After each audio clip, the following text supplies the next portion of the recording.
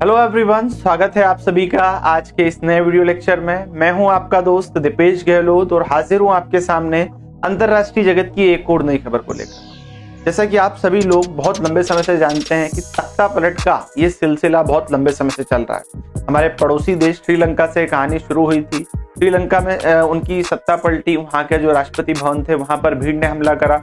उसके बाद में हमारे पड़ोसी मुल्क पाकिस्तान में भी कुछ इसी प्रकार का हाल हुआ था।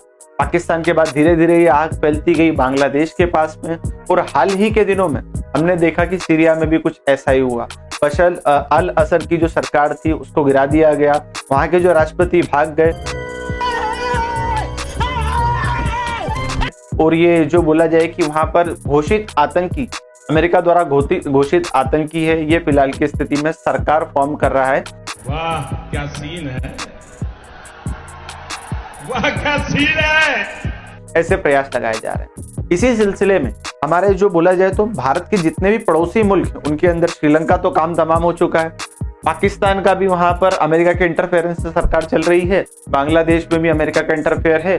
भूटान इसके अंदर बचा हुआ है, एकदम शांति प्रिय देश। और यहाँ पे जो नेपाल है, नेपाल का कुछ समझ आ नहीं रहा है कि नेपाल की स्थिति क्या है। अरे कहना क्या चाहते हो? लोकतांत्रिक सरकार चल रही है क्या, इसके बारे में कोई जानकारी नहीं। और इसी बीच हमारा प्यारा भारत है, लोकतंत्र की सरकार को चला रहा है। पर आज हम चर्चा के लिए क्यों इकट्ठे हुए हैं, तो आज की चर्चा का विषय है, यहाँ पर एक और पड़ोसी मुल्क है हमारा जिसे बोला जाता है म्यांमार। म्यांमार के अंदर तख्ता पलट हुआ। म्यांमार के अंदर क्या हुआ, तख्ता पलट हुआ, या बोले तो तख्ता पलट तो बहुत पहले हो चुका था। वहां की सेना के साथ में झड़प हुई है। जैसा कि आप देखते हैं इन सभी क्षेत्रों के अंदर सेना के साथ में झड़प हुई, लोकतांत्रिक चुनी हुई सरकार को हटाया गया और फिर वहां पर भीड़ के द्वारा कब्जा करा गया। खत्म, bye bye, tata, good bye, गया। तो ऐसा ही कुछ यहाँ पर हुआ है। जैसे कि आप मेरे सामने जो बांग्लादेश का मानचित्र देखेंगे तो इस पूरे क्षेत्र के अंदर आप देखेंगे कि जो म्यांमार वाला रीजन है ना, ये म्यांमार वाला रीजन, ये छोटा वाला पार्ट, ये तो यहाँ पर बांग्लादेश से भी साझा करता है, और दूसरा है जो पीछे वाला पार्ट है जिसे मणिपुर मिजोरम कहा जाता है, ये मिजोरम से भी बॉर्डर साझा करता है। मतलब यहाँ पर म्यांमार और हमारा जो बोला जाए तो मिजोरम, और साथ में बांग्लादेश का एक शहर है जिसे बोला जाता है, नाम में कोई याद नहीं आ रहा है, उस नाम के उस क्षेत्र विशेष के अंदर फिलहाल में बांग्लादेश की जो सेना है वहां पर एक आर्मी ने कब्जा कर लिया।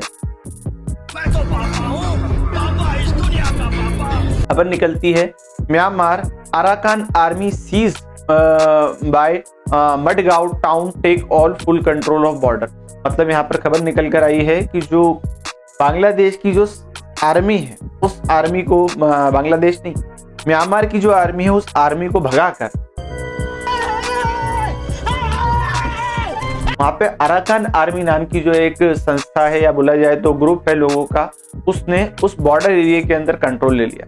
आपको थोड़ा सा और एक्सप्लेन करूं तो rebel group takes key Myanmar border town rare earth mining hub in the setback for the military regime. तो जो छोटा सा एक एरिया ना, देखिए यहाँ पे आपको एक नदी जाती हुई दिख रही होगी, ये जो अंदर ये एक थोड़ी सी क्या एक नदी है जिसे कलादान नदी बोला जाता है।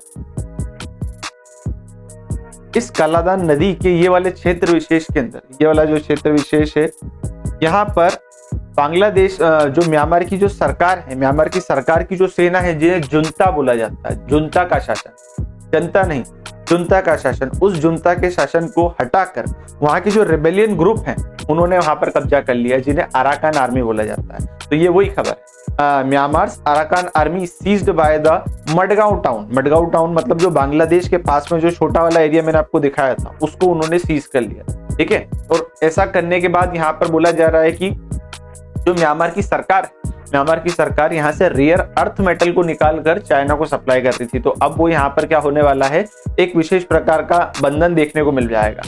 म्यांमार के विद्रोही गुट अराकान आर्मी ने बांग्लादेश के सटे शहर मडगांव पर कब्जा किया है, और इस पूरे के पूरे कब्जा करने के बाद में उन्होंने वहां पे जो बोला जाए तो एक आर्मी लेवल का चीफ पर्सन होता है, उस पर्सन को वहां से क्या कर दिया, भगा दिया। यहाँ पर लगभग ये जो पूरा का पूरा बांग्लादेश का जो कॉक्स बाजार है उस एरिया से लेकर ये जो अराकान आर्मी ने अभी एरिया कब्जा करा, ये लगभग 271 किलोमीटर लंबा, और यहाँ पर खुद की यहाँ पर सेना यहाँ पर लगा रखी है। ठीक है, अब ऐसा क्यों करा उसको भी हम थोड़ा सा क्या करेंगे, जानने का प्रयास करेंगे। ठीक, देखिए यहाँ पर ये जो मैं आपको बताना चाह रहा हूँ, ये जो छोटी सी बोला जा रहा है, ये बांग्लादेश का जो कॉक्स बाजार का एरिया है, इधर से अंदर से यहाँ पर नदी गई है और नदी के बाद ये जो मडगांव वाला एरिया के अंदर ये जो अराकान आर्मी ने इसने अभी करामात यहाँ पर करके दिखा लगभग। अब ये हुआ क्या है, इसको थोड़ा हम समझने का प्रयास करते हैं। राखाइन सेना ने शुक्रवार को रात स्पेशल मीडिया पर कहा है कि उन्होंने एन शहर में सेना के पश्चिमी कमान को छोड़कर 30 से ज्यादा सैन्य चौकियों पर कब्जा कर लिया है और कब्जा करने के बाद में वहां पर जो बोला जाए तो आर्मी पर्सनल थे उनको वहां से भगा दिया। पूरा काम हो रहा है ये वहां पर लोकतांत्रिक सरकार को वापस लाने के लिए किया जा रहा है। वहां पर फिलहाल की स्थिति में सैन्य शासन चल रहा है। म्यांमार के अंदर सैन्य तख्ता पलट हुआ था 2021 में, तब से लेकर वहां पर सेना का शासन अभी चल रहा है। 1988 का समय आया है तो ये जो महिला आप मेरे पीछे देख रहे हैं ये बांग्लादेश की चुनी हुई सरकार की लीडर जिन्हें 2021 के अंदर तख्ता पलट करके हटा दिया गया। इनका नाम है आंग सान सू की। आंग सान सू की ने 1988 में लड़ाई शुरू करी थी और 1989 के आते आते इन्हें जेल में बंद कर दिया गया, मतलब इन्हें नजरबंद कर दिया गया। मुझे अपने घर जाना है मुझे घर जाना है। उस समय आंग सान सू की कुछ इस प्रकार की दिखा करती थी। इन्हें नजरबंद कर दिया गया। धीरे धीरे यहाँ पर और स्थितियां परिवर्तित होती गई और फिर बाद में कुछ कारण विशेष है और बाद में जो बोला जाए तो लोगों ने, रिबेलियंस ग्रुप ने लोकतांत्रिक सरकार का समर्थन करा, वहां पर लोकतांत्रिक सरकार के नारे लगाए, विद्रोह करा, तो आर्मी का शासन धीरे धीरे वहां से क्या हो गया, समाप्त होने लगा। 2021 के अंदर यहाँ पर चुनाव हुए और 2021 के अंदर चुनाव होने के बाद में जो आंग सान सू की हैं इनको चुनाव में लाया गया, उतारा गया और ये जीती भी। पर चुनाव जीतने के बाद में इन्हें यहाँ से क्या कर दिया गया, फिर सेना ने अपना हाथ में शासन लिया और शासन के बाद इन्हें नजरबंद कर दिया, इन्हें जेल में बंद कर दिया।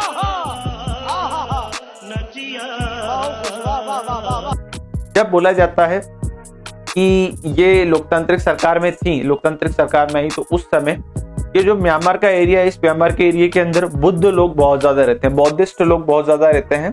और बौद्धिस्ट लोगों के बाद यहाँ पर सेकंड पॉपुलेशन आती है रोहिंग्या मुसलमान की। रोहिंग्या एक इनका प्रांत है, उस प्रांत के अंतर्गत कुछ मुसलमान लोग रहते हैं। उन मुसलमान लोगों को यहाँ पर बौद्धिस्ट लोगों ने क्या कर दिया था, मार मार के भगा दिया था। उनके गाँव को कुछ इस प्रकार से उन्होंने जला दिया था। तो फिर वो क्या करते हैं, जैसे ही उनको जूते पड़ते हैं तो वो दौड़ लगाते हैं। बांग्लादेश के पास में, बांग्लादेश का जो वो कॉक्स बाजार वाला इलाका है, वहां से एंट्री करते हैं बांग्लादेश में और उसके बाद मिजोरम से हमारे देश के अंदर एंट्री करते हैं। तो हमारे देश के अंदर की भी जो डेमोग्राफी है वो बिगड़ चुकी है। ऐसा बोला जाता है कि हमारे देश के अंदर जो रोहिंग्या मुसलमान है वो कश्मीर तक जाकर बस चुके हैं। मतलब हमारा जो बोला जाए तो भारत के अलग अलग हिस्सों में, छोटे छोटे थोड़े थोड़े टुकड़ों में ये रोहिंग्या मुसलमान आज भी क्या करते हैं, निवास करते हैं। और इनका प्रमुख कारण है कि वहां पर जो लोकतांत्रिक सरकार है, उस लोकतांत्रिक सरकार की कुछ लापरवाही थी। देखा आपने, लापरवाही का नतीजा है। ऐसा सेना का कहना है कि जब सेना का शासन नहीं था तो लोकतांत्रिक सरकार ने और वहां की जो बौद्धिस्ट कम्युनिटी के लोग हैं उन्होंने मारपीट के उन लोगों को भगाया और फिर वो लोग भारत के साथ जाके और जो बांग्लादेश के एरिया में डेमोग्राफी बिगाड़ने का काम करते हैं। 2020 के अंदर ये चुनाव हुए थे और उस चुनाव के अंदर आंग सान सू की जीत के आई। स्टेट काउंसिल आंग सान सू की राष्ट्रपति विंग गिरफ्तार हुई। उसके बाद में 2020 में सू की पार्टी ने 396 सीटें जीतकर सत्ता में आई थी। सेना का आरोप था कि इन्होंने 2020 का जो चुनाव हुआ था उसके अंदर धांधली करी है और उसी के आरोप के चलते इन्हें यहाँ पर मिलिट्री ने डिटेन कर लिया था और ये आज की स्थिति तक वहां पर क्या है, जेल में बंद है। अब पता नहीं ये कब आएंगी। जब 1988 के टाइम पर ये निकली थी, 88 के टाइम इन्हें डिटेन करा गया तो अभी 2020 के आसपास इन्हें रिहा करा गया था। 3 साल पहले 2021 में 1 फरवरी के आसपास इन्हें जब राष्ट्रपति बनाया गया था तो उसी समय फिर तख्ता पलट करके इनकी सरकार को गिरा दिया गया था। जब से सेना के माध्यम से इस पूरे के पूरे बांग्लादेश के क्षेत्र के आसपास का जो एरिया है, जिसके अंदर बोला जाता है कि म्यांमार की सेना अभी शासन को क्या कर रही है, यहाँ पर चला रही है। इस पूरे क्षेत्र विशेष के अंदर लगभग अभी तक जो म्यांमार की जो सेना है, जिसे जुंता कहा जाता है, जुंता के द्वारा लगभग 4000 लोगों को मार दिया गया। तो यहाँ पर इसके अलावा जो मैंने बताया अराकान आर्मी बनी है, अराकान आर्मी के अलावा भी यहाँ पर कुछ गुट काम कर रहे हैं। जैसे कि इनका बोला जाए तो Myanmar national democratic alliance army, ये जो चीन से सटा शेन राज्य है उसके प्रभाव के अंदर ये काम करता है। फिर अराकान आर्मी जो मैंने बोला बांग्लादेश से सटे क्षेत्र के अंदर काम करता है। फिर तोंग नेशनल लिबरेशन आर्मी जो म्यांमार के उत्तर में शेन राज्य में सक्रिय है। उसके बाद किशिन इंडिपेंडेंट आर्मी जो अरुणाचल और चीन से टट्टे क्षेत्र के अंदर अपनी तरफ से क्या करती है, म्यांमार की जो सेना है जिसे जनता कहा जाता है उसको क्या करती है, काउंटर अटैक करती है, उनके ऊपर अलग अलग तरीके से बम गोले फेंकने का प्रयास करती है। और फिर यहीं से जब ये बम गोले फेंके जाते हैं ना, बम गोले फेंकने के बाद में यहाँ की जो जनता है, जनता मतलब लोकल पब्लिक ये दौड़ती है किधर, बांग्लादेश और भारत के अंदर, जो यहाँ की डेमोग्राफी को बिगाड़ने का काम करती है। तो ओवरऑल यहाँ पर जो म्यांमार है, म्यांमार के ऊपर कंट्रोल रखने के लिए भारत ने इस प्रकार का मॉडल अपनाया था। अब ये जो अराकान आर्मी है इसका क्या स्टैंड है इसके ऊपर, क्योंकि जो सेना है, जुनता तो इसका सपोर्ट करती थी भारत का कि ठीक है आप इसके ऊपर क्या कर लो, अपनी जो भी व्यापारिक गतिविधि करना चाहो कर लो। पर अब ये जो क्षेत्र विशेष है, अब इसके ऊपर अराकान आर्मी का भी क्या हो गया, कब्जा हो गया। तो अब क्या स्थिति बनेगी, तो आपको जानकर हैरानी होगी कि अराकान आर्मी भी इसका सपोर्ट करती है, ठीक है भारत तुमको अगर इसके ऊपर व्यापार करना है तो कर लो। पर भारत के लिए चिंता का विषय इसलिए है क्योंकि अगर भारत व्यापार करता है तब भी गोला नाम पूछ के नहीं बरसता। जब वहां की सेना अगर गोला फेंकेगी इधर के क्षेत्र पे तो वहां के जितने लोग होंगे वो अनस्टेबल होके वो बांग्लादेश और भारत के एरिया में क्या करेंगे, एंटर करेंगे, जो भारत के लिए क्या है एक बड़ी ही चिंताजनक विषय। ऐसे तो नहीं होता है। ये भारत का जो कोलकाता वाले एरिया से ये यहाँ पर ये जो बोला जाए तो एक क्षेत्र है, कौन सा वाला, ये स्वेटन पोर्ट, इस स्वेटन पोर्ट से होते हुए कलादन नदी है, कलादन नदी से ऊपर जाता है, यहाँ पर फिर ट्रेन के माध्यम से पलेटवा और कलेटवा से होते हुए यहाँ पर आगे बढ़ता है जुरोपुनी, और फिर उसके बाद अगला स्टेशन, और फिर ऐसे करते करते ये भारत के जो नॉर्थ ईस्ट वाले राज्य, उन राज्यों के अंदर अपनी तरफ से यहाँ पर फूड्स की सप्लाई या जो भी इसेंशियल आइटम होते हैं उनकी सप्लाई भारत सरकार द्वारा यहाँ पर करी जाती है। पर अंततः ये जो है पूरा का पूरा मामला बिगड़ रहा है। क्यों बिगड़ रहा है, क्योंकि देश के अंदर जो म्यांमार के अंदर स्थितियां संभल नहीं रही। उधर से आर्मी करती है हमला, इधर से जो विद्रोही रेबेलियन ग्रुप्स हैं वो हमला कर देते हैं, और अंततः वहां पे फिर लड़ाई झगड़े होते हैं। हालांकि यहाँ पर जो पाकिस्तान है, पाकिस्तान के जैसे ही जो इकोनॉमिक कॉरिडोर बना है चाइना का, तो चाइना अपने हितों को साधने के लिए इस अराकान आर्मी को और वहां की जो सेना है उन दोनों को टेबल पर लाने का प्रयास कर रहा है, उनसे बातचीत करता है और उनको बोलता है भैया लड़ाई झगड़े मत करा करो, क्योंकि तुम लड़ाई झगड़े करोगे तो फिर अंततः नुकसान किसका होने वाला है, मेरे ही होने वाला है, ठीक। और फिर यही क्या थी, ये वीडियो थी जिसके अंदर मैंने बताया। पर हालांकि बांग्लादेश है, बांग्लादेश के लिए भी ये कोई अच्छी बात नहीं है।